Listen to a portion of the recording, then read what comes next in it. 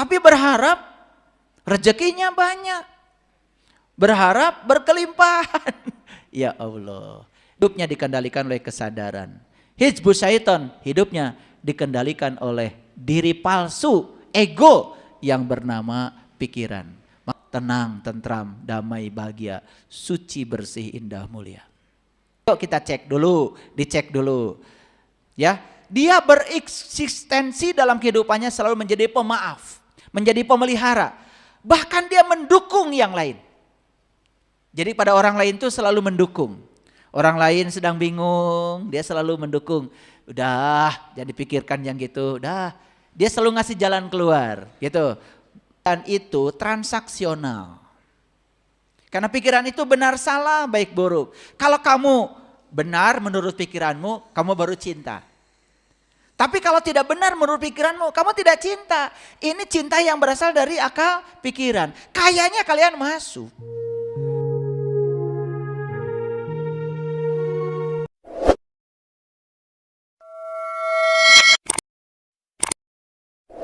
Lembut itu bukan intonasi suara.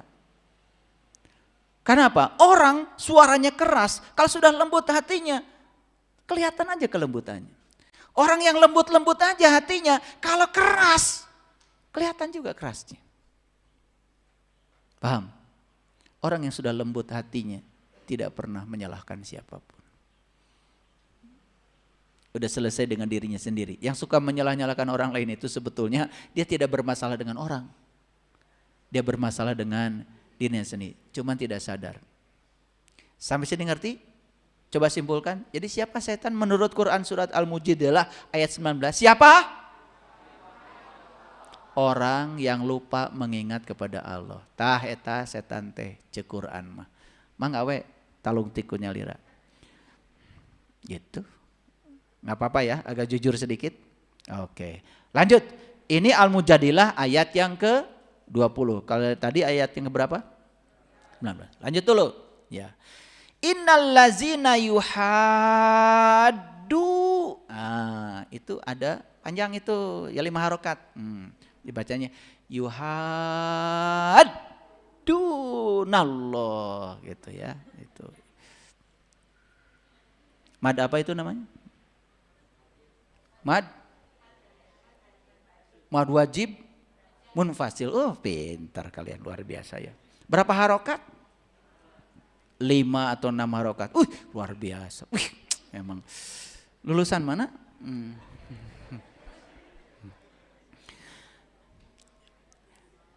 Sesungguhnya orang-orang yang menentang Allah dan Rasulnya, mereka termasuk orang-orang yang sangat hina. Ini penjelasan dari yang tadi.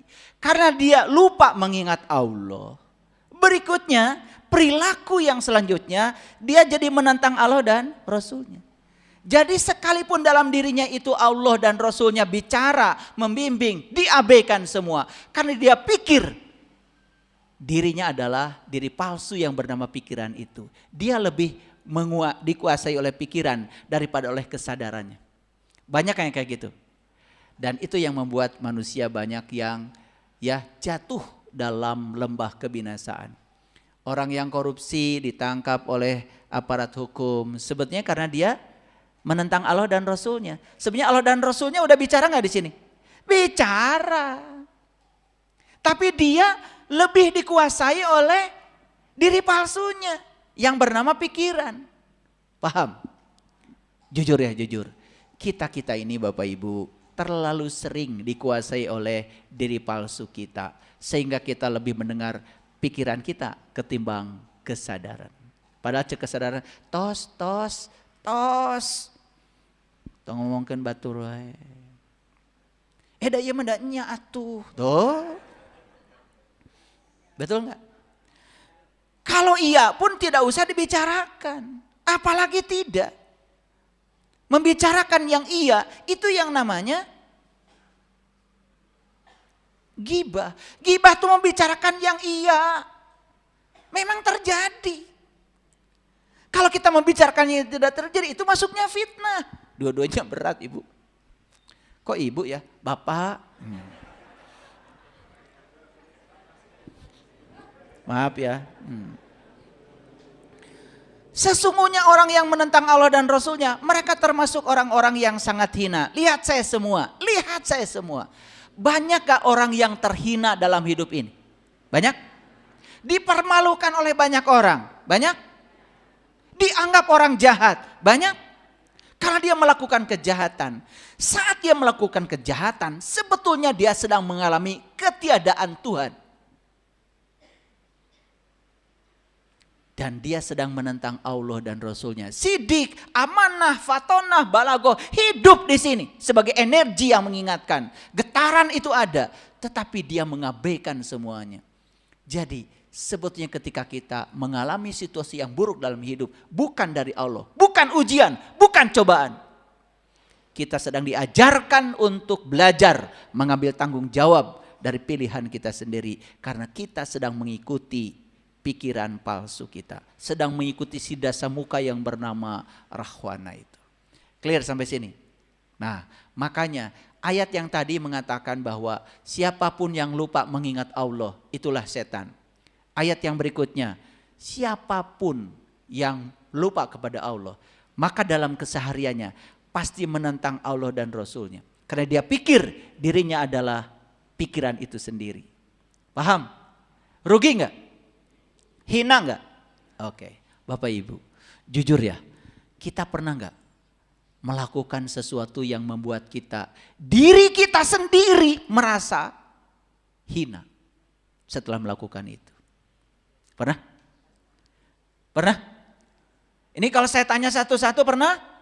Pernah, kita udah mengalami. Apakah itu salah? Gak apa-apa. Gak apa-apa. Biar kita merasakan dengan melakukan ini, ternyata dampaknya ini. Jadi ayat ini nyata atau hayalan? Nyata. Nyata. Tetapi anehnya setelah kita terhina itu kita melakukan tindakan yang kedua. Itu yang jadi masalah. Yang pertama saya bilang gak masalah. Tapi melakukan tindakan yang kedua yang menghinakan diri kita dengan tindakan yang sama, ini yang saya aneh. Pesan dari Allah itu tidak pernah ditangkap. Padahal sudah terhina, betul gak? Ya, oke. Tapi gak apa-apa. Lagi-lagi ya, ketika sudah dibungkus oleh ketidaksadaran seperti itu. Nah, ini kalau saya bacakan, apalagi dibahas ya tajwidnya satu-satu, gak selesai. Ya, gak selesai. Jadi yang ini, yang ke-22, surat Al-Mujadilah yang ke-22 ini saya akan bacakan terjemahnya aja. Baik, kita lihat. Kamu tak akan mendapati kaum yang beriman pada Allah dan hari akhirat saling berkasih sayang dengan orang-orang yang menentang Allah dan Rasul-Nya. Tidak akan bisa akur.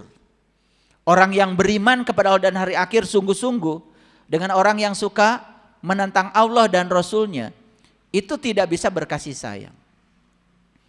Sekalipun orang itu bapak-bapak mereka, anak-anak mereka, atau saudara-saudara, atau keluarga mereka. Nih di Quran ada kata begini. Wa'tasimu bihablillahi jami'a. Wazkuru nikmatallah alaikum idz kuntum a'daan fa'allafa baina qulubikum fa asbahtum bi nikmatihi ikhwana. Bapak Ibu, ini kabar gembira. Kalau kita sudah disatukan oleh nikmat Allah yang bernama Habl, yang bernama tali Allah itu, sudah merasakan keberadaan Allah dalam diri kita dan Allah meliputi semua. Dia adalah Satunggal yang meliputi semua tubuh. Merasakan hal yang sama pengalaman itu. Kita sudah diikat menjadi saudara. Bahkan persaudaraan ini melampaui dengan orang tua, melampaui dengan anak, melampaui dengan keluarga. Itu kata Quran. Jadi kalau ada gap ya. Ada gap antara orang yang beriman sungguhan dengan orang yang seharian menentang Allah dan Rasulnya. Ada gap, belum bisa satu frekuensi. Memang Allah yang bilang begitu dalam Quran. Surat Al-Mujadilah ayat 22 ini. Maaf Bapak Ibu.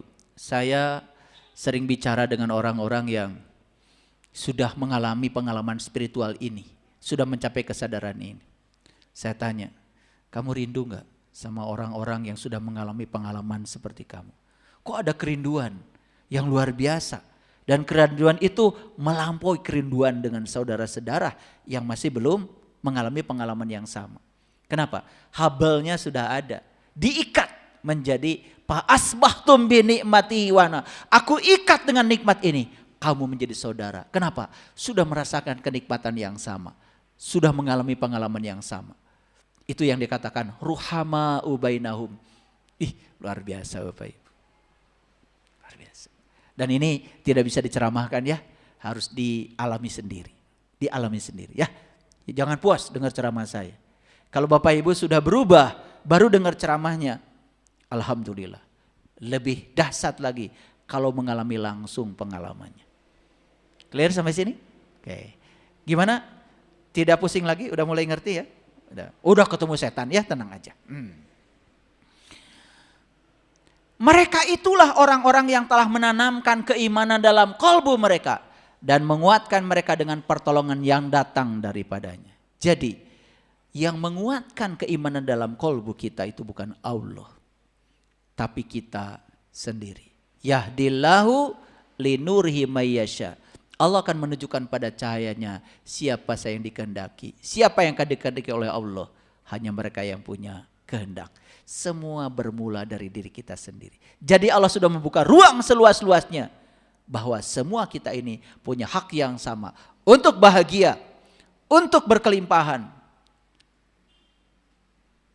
Jangan percaya sama orang yang mengatakan Allah membeda-bedakan kita.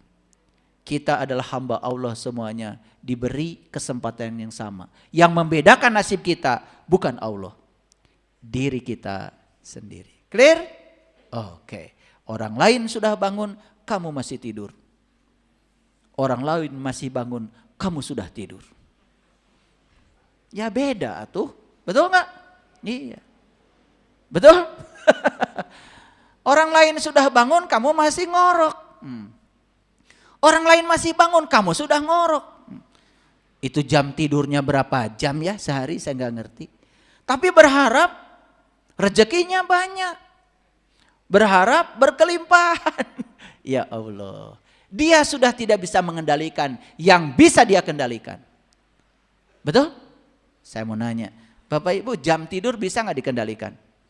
Bisa. Sudah dikendalikan? Tah eta. Males saya nanya sama kalian itu. Dan dimasukkannya mereka ke dalam surga yang mengalir di bawahnya sungai-sungai. Mereka kekal di dalamnya. Jelas sekali Quran. Surga itu mengalir sungai. Sungai itu lambang dari apa? Kesuburan. Betul? Keindahan, kesejukan. Betul? Iya. Kita udah punya segalanya di sini. Ya? Sungai ada, curug ada. Betul? Iya, melak lenca jadi, melak singkong jadi, betul nggak? Iya. Sombong-sombongnya orang Indonesia, tongkat aja dilempar jadi. Saking suburnya. Makanya Indonesia ini adalah surga yang sangat nyata.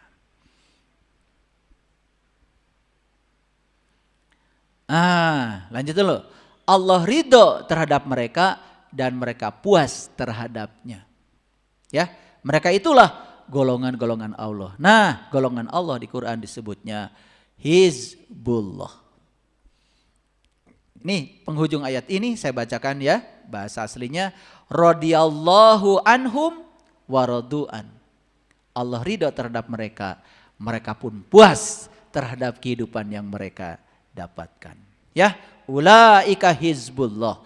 Itulah Hizbullah, keluarga Allah. Mau jadi keluarga Allah? Indah Ibu. Jangan jadi hizbus syaiton terus. Ya, Hizbullah itu cirinya hidupnya dikendalikan oleh kesadaran. Hizbus syaiton hidupnya dikendalikan oleh diri palsu, ego yang bernama pikiran. Makanya lihat ya, hizbus syaiton itu kerjanya berantem, perang. Tidak suka damai. Senangnya itu bikin gaduh. Kalau Hizbullah tenang, tentram, damai, bahagia, suci, bersih, indah, mulia. Bisa nggak sekarang membedakan mana hizbus syaiton, mana Hizbullah? Bisa? Masa nggak bisa? Awas, jangan tertipu oleh bungkusannya. Ya, saya kasih peringatan nih kalau ke Garut, ke kampung saya. Kalau disuguhi kongguan, awas. Ya, ya, jangan terlalu besar ekspektasinya. Ya, bisa kiripik, ya, bisa opak, betul nggak? Ya, bisa ranginang, ya, ya, ya, ya, bisa apa itu cireng. Bisa cimol, ya, bisa macam-macam. Gitu. Makanya jangan tertipu oleh bungkusan luar. Bungkusan luar itu gampang, dandan luar itu sangat mudah. Tapi yang paling penting dari agama adalah kesadaran, akhlak, kedewasaan. Ya, paham? Oke. Mau jadi Hizbullah atau Hizbus Syaiton? Saya doakan kalian jadi keluarganya Allah. Keluarganya Allah itu adalah ketuhanan. Kalau keluarga setan adalah kesetanan. Paham? Oke. Salah setan? Tidak. Ya, karena ada kesetanan ya. Yang salah siapa? Yang kesetanan. Ya, setan enggak salah. Oke, lanjut. Oke. Jelas sekali. Menurut David Hawkins, ini masuk ya pada ukuran untuk mengukur kita. Menurut David Hawkins, pernah dengar David Hawkins? David Hawkins itu bukunya banyak. Salah satu buku yang paling saya kagumi judulnya Letting Go. Buku itu cerita tentang bagaimana kita bisa mempraktekkan pasrah kepada Tuhan. Saya belum pernah menemukan buku yang sehebat yang ditulis oleh David Hawkins tentang pasrah. Jadi pasrah masuk akal, dijelaskan secara saintifik. Saya tidak menjelaskan letting go di sini, baca aja sendiri bukunya. Tapi saya mencuplik dari letting go itu salah satu yang disebut dengan skala kesadaran manusia. Makanya kesadaran manusia dibagi dua. Kalau kesadaran di bawah 200 itu namanya force. Ya, itu kesadaran rendah. Itu yang disebut dengan neraka. Jadi neraka itu adalah kondisi psikologi seseorang ketika dia berada di kesadaran rendah. Nah, karena kesadaran rendah dikendalikan oleh diri palsunya, maka dia jadi kesetanan. Nah, itu. Nah, di atas 200 ke atas itu yang disebut dengan power. Kira-kira batasnya dari 200 itu ke atas. Nah, saya tidak akan bicara secara lengkap. Saya bicara yang 200 ke atas, ini pun saya akan cuplik bagian yang ada kaitannya dengan kajian kita hari ini. Nah, orang yang penuh cinta, love, itu oleh David Hawkins diberi angka dengan skala kesadaran 500. Semoga Bapak Ibu sudah ada yang mencapai 500. Semoga. Ya, tapi mari kita cek. Ya, yang pertama. Orang yang kesadarannya cinta 500, hidupnya itu punya eksistensi dengan memaafkan. Begitu mudah memaafkan. Masuk Bapak Ibu? Masuk enggak? Tapi ini baru sebagian kecil. Yang kedua, memelihara. Bukan sekedar memaafkan, ingin memelihara. Memelihara hubungan keluarga, memelihara keharmonisan, memelihara persahabatan. Kan ada orang ya, hanya karena uang sedikit kemudian putus hubungan. Nah, ini jelas itu mah di bawah 200 ya. Masuk ya memaafkan? Kan tadi saya bilang, kita mau ukur nih, ukur. Kita sudah sukses gak melindungi diri kita sendiri? Kita sudah sukses gak mengendalikan diri kita sendiri? Yuk kita cek dulu, dicek dulu. Ya, dia bereksistensi dalam kehidupannya selalu menjadi pemaaf, menjadi pemelihara. Bahkan dia mendukung yang lain. Jadi pada orang lain itu selalu mendukung. Orang lain sedang bingung, dia selalu mendukung. Udah, jangan dipikirkan yang gitu. Udah, dia selalu ngasih jalan keluar, gitu. Ya, kira-kira Bapak Ibu masuk gak yang nomor 1 ini? Wah, luar biasa, 500. Ya, Cintanya tidak bermula dari akal pikiran, tapi cintanya dari jiwa atau kesadaran. Masuk nggak? Belum jelas ya ini. Kalian udah menjawab ya. Itu. Cinta yang berasal dari pikiran itu transaksional. Karena pikiran itu benar salah, baik buruk. Kalau kamu benar menurut pikiranmu, kamu baru cinta. Tapi kalau tidak benar menurut pikiranmu, kamu tidak cinta. Ini cinta yang berasal dari akal pikiran. Kayaknya kalian masuk. Masuk yang ini maksud saya. Kalau cintanya berasal dari kesadaran, ya ini. Dia itu sudah unconditional. Sudah tanpa syarat.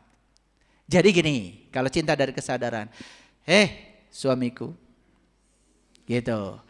Kamu mau apapun yang kamu lakukan, kamu adalah suamiku.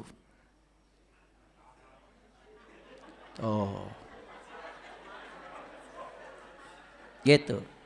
Kamu mau baik sama saya, tidak baik sama saya, kebaikanmu hanya untuk diri kamu sendiri. Tapi saya sebagai istrimu tetap akan menyayangi kamu. Kayak ini sedang ngasih contoh, bukan kalian begitu. Ini jangan GR dulu. Saya mau nanya, kalian begitu enggak?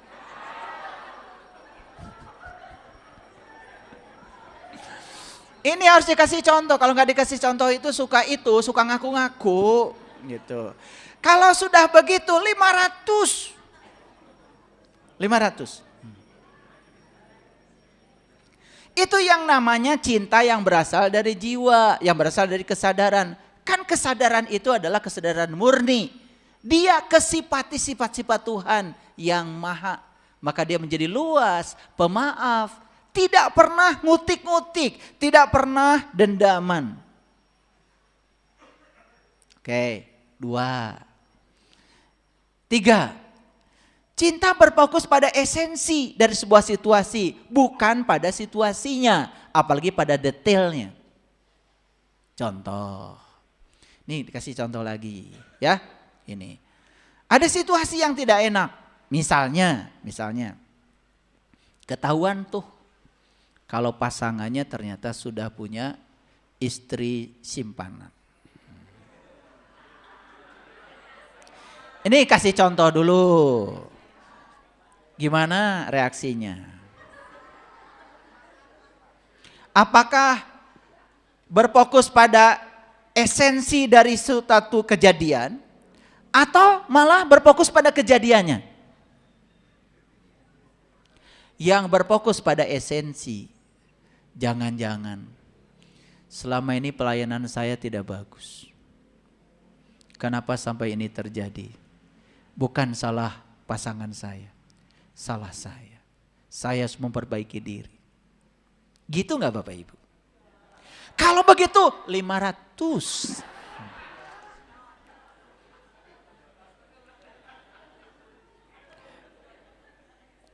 Ini kalau gak dikasih contoh. Banyak yang baca Letting Go. Ya termasuk di komunitas saya. Saya bilang kamu baca Letting Go. Besok saya tanya. Gimana? Kamu udah masuk 500 gak? Apa ya katanya. Bingung, saya nggak ngerti. Wah harus dikasih contoh sama saya. Nah udah dikasih contoh gini masih ngerti piraku. Oke lanjut. Terkait dengan keseluruhan, bukan hal-hal yang partikuler. Kalau melihat sesuatu tuh melihat globalnya, bukan ecek-eceknya. Jadi melihatnya itu secara global. Pesannya apa buat saya, bukan melihat detail-detailnya. Nah yang suka nyerian hati itu sebenarnya karena melihat detail-detailnya, bukan melihat globalnya, sehingga dia tidak bisa menangkap pesannya. Cinta sebagai nilai intrinsik yang bersemayam dalam segala hal yang eksis. Orang yang nilainya sudah 500 itu, dia melihat cinta dalam segala hal, intrinsik dalam segala hal. Bahkan di kejadian yang tidak disukai pun dia melihat cinta. Bahkan dia bisa belajar sama musuhnya sekalipun. Orang yang sudah bijaksana, ketika dia mendapatkan kritik dari musuhnya, dia bilang, jangan-jangan yang dia ucapkan itu benar ada di saya. Dan kalau itu benar, walaupun dari musuh saya siap untuk mendengarkannya. Tapi kalau itu tidak benar, walaupun dari orang-orang yang menyayangi saya dan tidak objektif, saya tidak akan terima itu. Gitu nggak Bapak Ibu? Gitu nggak? Ya kalian cuma ngaku nomor 1 aja. Itu juga masih ragu-ragu ya memaafkannya. Nggak apa-apa. Nggak apa-apa ya. Tetapi dari sini kan ada nggak motivasi? Saya setelah kajian ini ingin 500. Ada? Bapak Ibu, kalau sudah 500, percaya sama saya, hidup itu nyaris gratis. Tanpa upaya, semua berkah datang. Dan ini harus praktek ya, praktek ya, praktek ya. Sudah bisa melihat cinta dalam segala hal secara intrinsik? Sudah bisa melihat cinta dari orang-orang yang menghina kita? Sudah bisa melihat cinta dari peristiwa yang tidak kita sukai? Ingat, cinta yang dimaksud oleh David Hawkins adalah kekuatan positif. Apa? Jadi apapun yang terjadi, dia hanya melihat kekuatan positif dari kejadian itu. Dia tidak terpengaruh pikiran menjadi negatif, bahkan perasaannya menjadi negatif. Contoh sederhana. Suatu saat dia sedang kerja di tempat perusahaan yang enak, nyaman dengan gaji besar. Tiba-tiba dia harus keluar dari perusahaan itu dan dikeluarkan. Kalau orang yang bisa melihat cinta di situ, oh jangan-jangan ini bagian dari doa saya. Saya bermohon kepada Allah saya diberikan rezeki yang berkelimpahan. Kalau saya kerja di sini terus, saya diatur oleh orang dan gaji saya ditentukan oleh orang. Ini adalah titik awal saya. Jangan-jangan saya harus buka bisnis. Saya ingin penghasilan saya tidak sebesar yang ditentukan orang, tapi saya menentukan sendiri berapa penghasilan yang saya mau. Dan itu bisa terjadi. Begitu kekuatan positif yang berbicara di sini. Tidak ada penolakan. Jadi kira-kira berani menilai diri 500? Berani? Harus berani. Pantaskan diri kita, saya layak mencapai itu. Saya pasti bisa. Modalnya sudah ada dari Allah di sini semua. Tergantung kalian sendiri. Bapak Ibu, ngaji dengan saya tidak cukup mendengarkan kajian-kajian. Praktek harian. Praktek harian. Kalau nggak ada praktek, aduh, percuma. Ngaji itu praktek ya, praktek. Bukan cerita orang, bukan cerita masa lalu. Oh dulu, tos maraot bu. Oh nanti, can araya. Sekarang kita fokus aja di kehidupan kita saat ini. Fokus pada realitas dan terima semua realitas. Apa adanya. Aduh, saya itu ya kalau khusus untuk orang-orang yang dekat dengan saya, dekat dalam pengertian sehari-hari melihat saya tuh ngasih contoh tiap hari ke mereka. Dalam segala aspek kehidupan, termasuk dalam sisi ekonomi, berkeluarga, cara mengasuh anak, saya ngasih contoh. Dulu banyak yang tidak percaya bahwa kita itu bisa tak terbatas, ya penghasilannya. Banyak yang tidak percaya. Tapi setelah mencoba, oh ternyata luar biasa ya. Oh ternyata yang membatasi saya adalah pikiran saya dan perasaan saya. Begitu dibuka pikiran dan perasaannya, program-program lama dihancurkan, ternyata luar biasa. Hidup itu sangat menakjubkan. Saya lagi mikir, lagi menceritakan gini karena banyak yang konsultasi pada saya. Ketika Anda berpikir bahwa Anda akan punya pisang, kalau Anda punya uang, maka Anda akan mencari uang untuk beli pisang. Tapi kalau Anda berpikir ya punya uang gak punya uang, pisang pasti ada. Kan yang dibutuhkan pisang bukan uang. Gak ada orang makan uang. Betul? Baru saya ngomong begitu. Neng nong. Maaf ya, ini kejadian langsung. Saya lagi ngomong begitu. Ada orang ngirim pisang banyak sekali. Pisang namanya pisang ampeang. Yang nyakrek dalamnya itu pisang. Itu kesukaan saya. Kalau saya bilang saya suka ini, datang aja. Nyaris tanpa uang. Baru saja dibereskan sama istri saya, datang lagi. Neng nong. Titip katanya. Pisang buat saya katanya. Pisang raja. Jadi kadang-kadang yang kita bicarakan itu ya secara tidak sadar sudah jadi doa. Makanya hati-hati membicarakan yang buruk. Saya sering ngajarkan ya sama di komunitas saya. Nanti tanah ini kita beli ya, kita bikin villa di sini. Kebeli.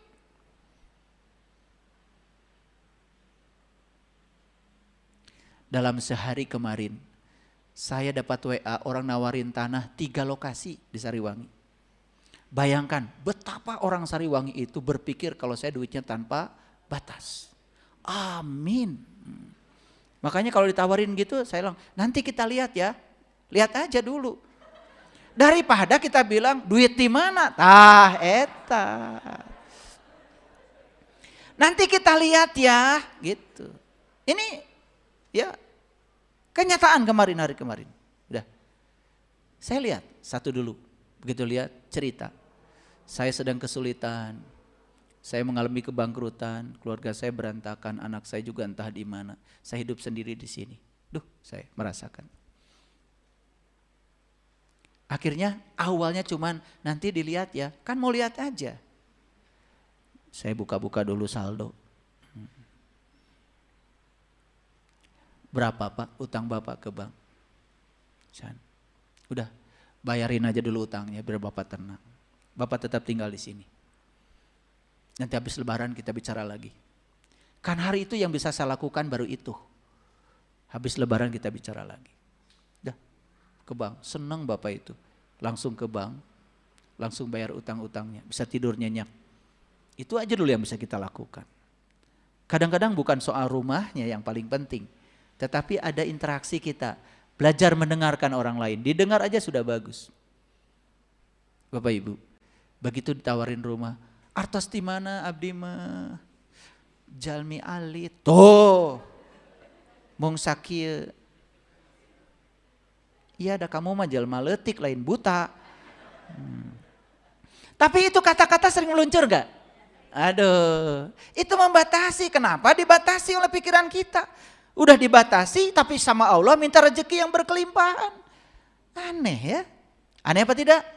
Siapa yang aneh? Tah.